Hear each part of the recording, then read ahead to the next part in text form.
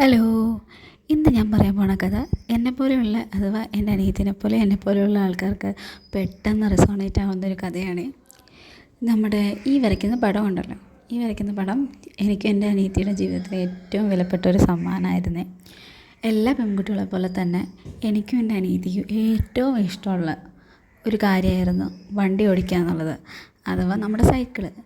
ആ സമയത്താണ് ഞങ്ങളുടെ ചെറുപ്പകാലത്താണ് BSAയുടെ ലേഡി ബേർഡ് സൈക്കിള്.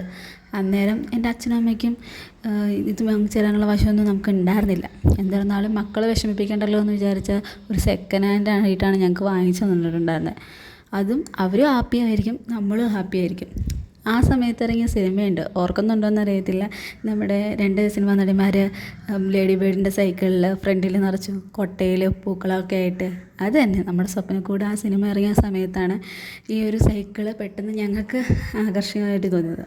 ഇത് നമുക്ക് സൈക്കിൾ കൈ കിട്ടിയപ്പോൾ മുതൽ കൊട്ട പിടിപ്പിച്ചിട്ടുണ്ടായിരുന്നില്ലേ, അപ്പോൾ നമ്മൾ സെപ്പറേറ്റ് കൊട്ടയും പിടിപ്പിച്ച് കാടും പടലയും ഒക്കെ കൂടി കൊണ്ടുവന്ന് വെച്ച് ഈ സൈക്കിൾ ഓടിച്ചുകൊണ്ട് കിടക്കലായിരുന്നു എൻ്റെ അനിയത്തിയുടെ വളരെ എന്താ പറയുക മെമ്മറബിളായിട്ടുള്ളൊരു മെമ്മറി എന്ന് പറയാനായിട്ട്.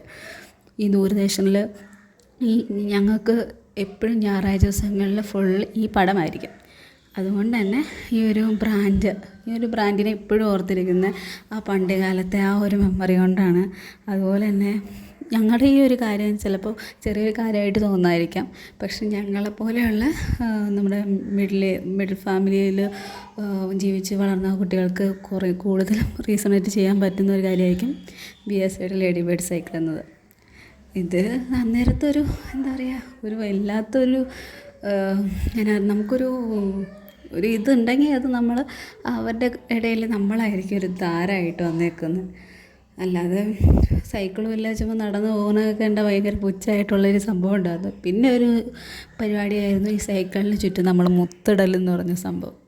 ഈ വീലിൻ്റെ ആ ഒരു ഇതില്ലേ, അതിൽ ചുറ്റും നമ്മൾ മുത്തിടുക എന്ന് പറഞ്ഞത്. അത് ആൺപിള്ളേരുടെ സൈക്കിളിലാണ് മെയിൻ കണ്ടിട്ടുള്ളൂ.